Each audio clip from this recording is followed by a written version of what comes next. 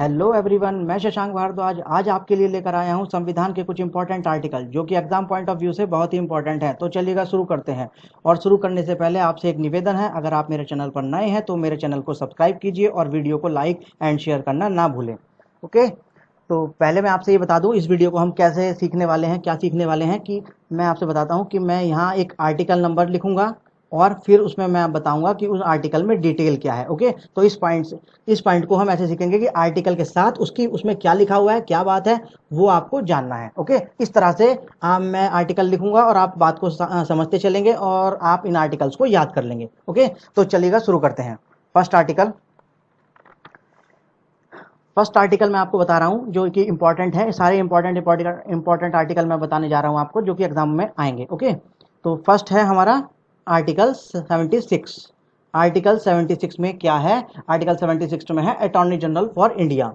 Attorney general for India. Attorney general for India मतलब भारत का न्यायवादी। भारत का न्यायवादी। ओके, भारत का न्यायवादी कौन से आर्टिकल में है? न्यायवादी ये है आर्टिकल 76 में। अगर आपको अटॉर्नी जनरल ऑफ इंडिया के बारे में पढ़ना है तो कौन से आर्टिकल में पढ़ेंगे? आर्टिकल 76। तो ये याद रखना, article 76 attorney general of India से रिलेटेड है। ओके, नेक्स्ट हमारा इंपॉर्टेंट आर्टिकल है आर्टिकल 110। आर्टिकल 110 110। तो आर्टिकल 110 में क्या है? Definition of money bill. Definition of money bill. Definition of money bill मतलब धन विधेयक की परिभाषा। ओके, धन विधेयक की परिभाषा। धन विधेयक की परिभाषा कहाँ है? आर्टिकल 110 में है। ओके, धन विधेयक के बारे में आप कहाँ पढ़ेंगे? मनी बिल के बारे में आर्टिकल 110 में। तो 110 आर्टिकल 110 धन विधेयक से संबंधित है। ओके, नेक्स्ट देखते हैं। ये है आर्टिकल 112। आर्टिकल 112। आर्टिकल 112 में क्या है? इसमें है annual financial statement. Annual financial statement. Annual financial statement इसमें मतलब क्या हो जाएगा? यह है वार्षिक वित्तीय विवरण। वार्षिक वित्तीय विवरण। वार्षिक वित्तीय विवरण इसमें हो जाएगा ये, जिसको हम क्या कहते हैं? इसको कहते हैं बजट। क्या कहते हैं? बजट। तो अगर बजट के बारे में बात करें, बजट कौन से आर्टिकल में डिफाइन होता है? आर्टिकल 112। आर्टिकल 112 में बजट है, ये याद रखना। ओके, तो हमने 3 आर्टिकल पढ़े हैं। आर्टिकल 76 महान्यायवादी से संबंधित है। भारत का न्यायवादी या भारत का महान्यायवादी, यहाँ लिख लीजिए, भारत का महान्यायवादी छूट गया है यहाँ। Attorney general for India Bharat का महान्यायवादी article 76। Article 110 definition of money bill. Article 112 मतलब आर्टिकल 112 एनुअल फाइनेंशियल स्टेटमेंट वार्षिक वित्तीय विवरण, बजट। ओके, फोर्थ देखते हैं। फोर्थ में है आर्टिकल 124। आर्टिकल 124 मतलब आर्टिकल 124। आर्टिकल 124 किससे संबंधित है? यह है इस्टेब्लिशमेंट और constitution of supreme court. Establishment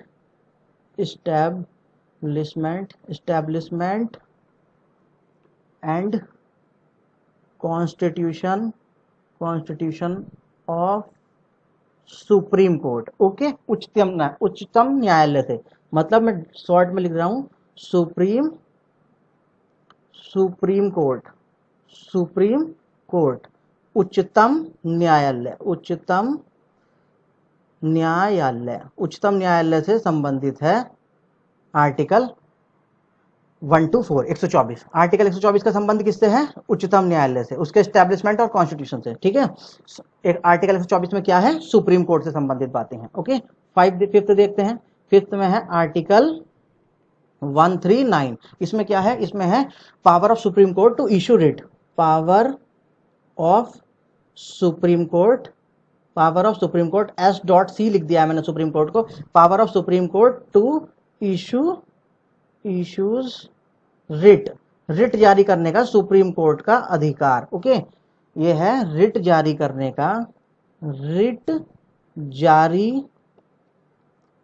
का उच्चतम न्यायालय मतलब सुप्रीम कोर्ट का कुछ विशेष अधिकार हैं रिट जारी करने के। ओके, अगर उच्चतम न्यायालय के रिट जारी करने के बारे में आपको पढ़ना हो तो कौन से आर्टिकल में पढ़ेंगे? ये पढ़ेंगे आप आर्टिकल 139। आर्टिकल 139 किससे संबंधित है? Power of supreme court to issue writ. Okay, next देखते हैं 6। इसमें हम देखने वाले हैं 6 नंबर में देखेंगे हम, आर्टिकल 6 में है 148, 148। आपने कैग के बारे में सुना होगा, कंप्ट्रोलर और ऑडिटर जनरल। कैग कैग कौन से आर्टिकल में है? 148 में। लिख देता हूं, comptroller auditor, comptroller and auditor, and यहां बना देता हूं comptroller and auditor general of India, comptroller of India. Okay, इसे बोलते हैं भारत का नियंत्रक महालेखा परीक्षक। भारत का नियंत्रक महालेखा परीक्षक, महालेखा परीक्षक, भारत का नियंत्रक महालेखा परीक्षक। कैग कौन से आर्टिकल में है? कैग है 148 में, 148 में। 148 आर्टिकल में, 148 नंबर आर्टिकल में आप क्या पढ़ेंगे? कैग को पढ़ेंगे। ओके, या CAG comptroller and auditor general या महालेखा परीक्षक कौन से आर्टिकल में है? यह है आर्टिकल 148। इंपॉर्टेंट है, आप भूलेंगे नहीं। ओके, 7th नंबर देखते हैं, इसमें हम देखेंगे आर्टिकल 153। ये क्या है? 153, ये है governor of state. Okay, governors of states मतलब राज्यों के राज्यपाल के बारे में है। ओके, राज्यों के राज्यपाल के बारे में है ये आर्टिकल, राज्यपालों के बारे में, राज्यों के राज्यपाल के बारे में। ओके, अगर आपको गवर्नर के बारे में पढ़ना है, गवर्नर के फीचर्स के देखने हैं, तो कहाँ जाएंगे आप? आर्टिकल 153 में। ओके, नेक्स्ट देखते हैं 8 पॉइंट में हम देखने जा रहे हैं आर्टिकल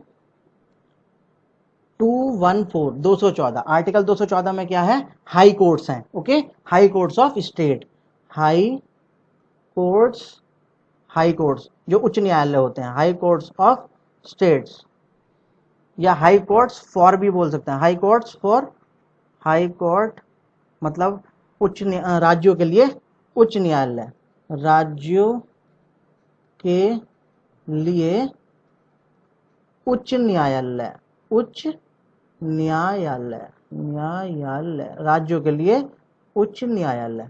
यानी कि हाई कोर्ट्स के बारे में, हाई कोर्ट कौन से आर्टिकल से रिलेटेड है? 214, या आर्टिकल 214 किससे रिलेटेड है? High court. ओके, तो आर्टिकल 214 मतलब, आर्टिकल 214 मतलब हाई कोर्ट, याद रखेंगे। और article 124 supreme court. Okay, next 9 number देखते हैं। ये हम देख रहे हैं आर्टिकल 226 में क्या है? ये हाई कोर्ट का रिट जारी करने का अधिकार है, हाई कोर्ट का रिट जारी करने का अधिकार। ओके, रिट जारी करने का अधिकार, जैसे कि अभी हमने 139 में सुप्रीम कोर्ट का देखा था। ओके, आर्टिकल 139 सुप्रीम कोर्ट का रिट जारी करने का अधिकार था, और आर्टिकल 226 हाई कोर्ट के रिट जारी करने का अधिकार है। ओके, नेक्स्ट देखते हैं 10 नंबर में हम देखेंगे आर्टिकल 266, 266 आर्टिकल 266 में क्या है? इसमें है consolidated fund,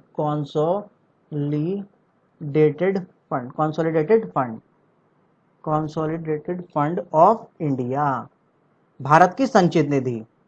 okay, consolidated fund of India मतलब ये है भारत की संचित निधि का संबंध कौन से अनुच्छेद से है, कौन से आर्टिकल से है? वो है आर्टिकल 266। ओके, 266 से consolidated fund of India, Bharat की संचित निधि कौन से आर्टिकल में है? 266 में। आर्टिकल 266 किससे संबंधित है? भारत की संचित निधि से। ओके, 11 पॉइंट देखते हैं। 11 पॉइंट में हम देखने वाले हैं आर्टिकल 267। ये आर्टिकल 267 क्या है? यह है कॉन्टीजेंसी फंड, आकस्मिक निधि, कॉन्टीजेंसी फंड। ओके, आकस्मिक निधि, आकस्मिक निधि। ओके, आकस्मिक निधि। अब आप याद रखेंगे आर्टिकल 267 का मतलब किससे संबंध है? कॉन्टीजेंसी फंड से आकस्मिक निधि, या आकस्मिक निधि कौन से अनुच्छेद में है? यह है आर्टिकल 267 में, 267 में। Okay, contingency fund article 267। अब हम देखते हैं 12 point, article very very important है 12 पॉइंट, आर्टिकल 280, 280। आर्टिकल 280 में क्या है? इसमें है फाइनेंस कमीशन, वित्त आयोग। ओके, याद रखेंगे आप। वित्त आयोग कौन से आर्टिकल में है? यह है आर्टिकल 280 वित्त आयोग। ओके, फाइनेंस कमीशन वित्त आयोग कौन से आर्टिकल में है? यह है आर्टिकल 280। 13 पॉइंट देखते हैं। 13 पॉइंट में हम देख रहे हैं आर्टिकल 312, आर्टिकल 312। इसमें क्या है? इसमें है all India services. All India services के बारे में कौन से आर्टिकल में है? यह है ऑल इंडिया सर्विसेज, यानी कि अखिल भारतीय सेवाओं के बारे में। अखिल भारतीय सेवाओं के बारे में कौन से आर्टिकल में कहा गया है? ये कहा गया है, बात की गई है आर्टिकल 312। याद रखेंगे आप। Okay, article 312 all India services. 14 article 315, article 315 है ये, 315। ओके, आर्टिकल 315 ये किससे रिलेटेड है? ये है लोक सेवा आयोग। लोक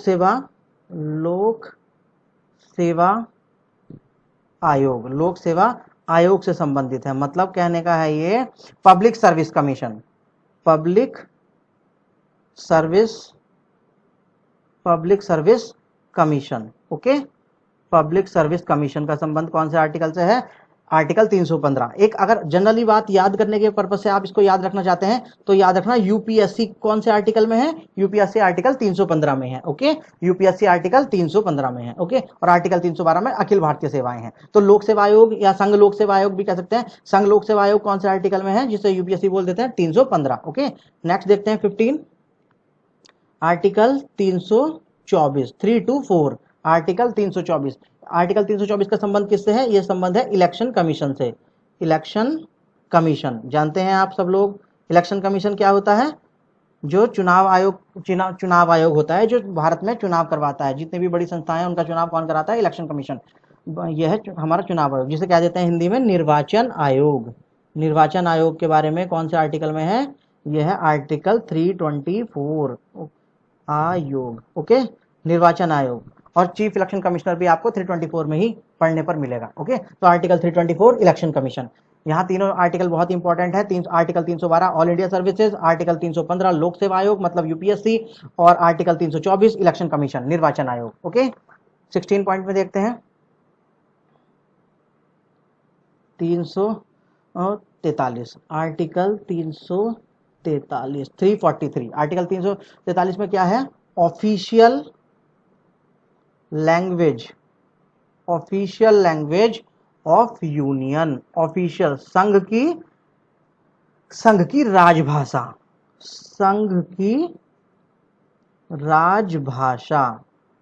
ओके, संघ की राजभाषा कौन से आर्टिकल में वर्णित है? यह आर्टिकल 343 में वर्णित है। याद रखना कि आर्टिकल 343 का संबंध किससे है? संघ की राजभाषा से। ओके, 17 पॉइंट देखते हैं।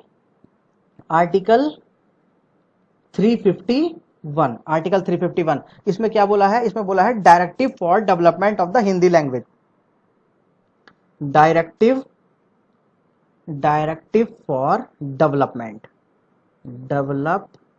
Directive for development of the, किसके लिए? हिंदी लैंग्वेज के लिए डेवलपमेंट, हिंदी लैंग्वेज। ओके, यानी कि हिंदी भाषा के विकास के लिए निर्देश दिए गए हैं इस आर्टिकल में। हिंदी भाषा के विकास के लिए निर्देश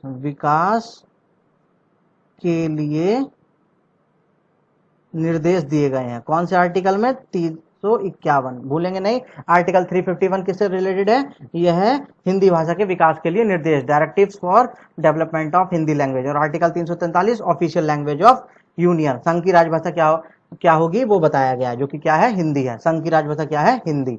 ओके, और वैसे बहुत सारी भाषाएं हैं, तो भारत की कोई राष्ट्रीय भाषा नहीं है, संघ की राजभाषा है जिसका वर्णन किया गया है हिंदी के रूप में। ओके, आर्टिकल 343 पढ़ने पे पता चलता है। और हिंदी के विकास के लिए निर्देश आर्टिकल 351 में है। नेक्स्ट देखते हैं 18 पॉइंट। 18 पॉइंट में हम देखने वाले हैं आर्टिकल 338। आर्टिकल 338 देखेंगे, वेरी वेरी इंपॉर्टेंट है, ध्यान से सुनना। National commission for schedule caste. National commission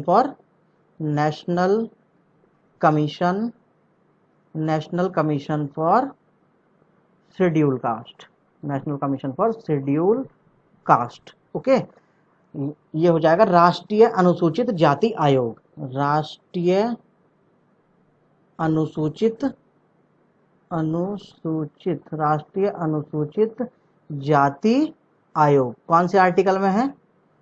ये है आर्टिकल 338। ओके, आर्टिकल 338 में क्या है? National commission for schedule caste, राष्ट्रीय अनुसूचित जाति आयोग।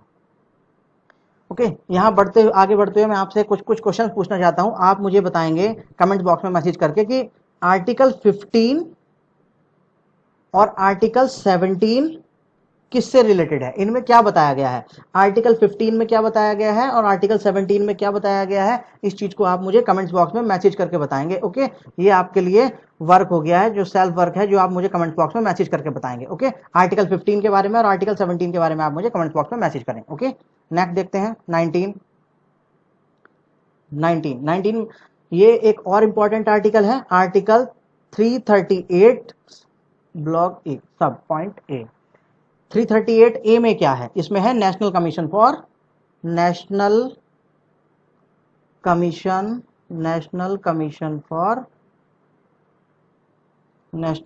फॉर शेड्यूल ट्राइब मतलब अनुसूचित जनजाति के लिए ये राष्ट्रीय आयोग है। मतलब लिखेंगे इसको राष्ट्रीय अनुसूचित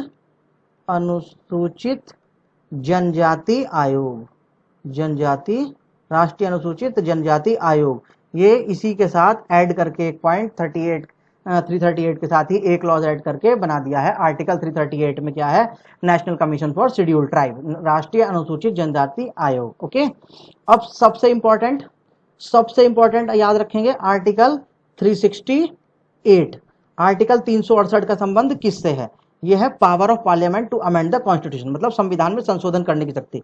पावर ऑफ पार्लियामेंट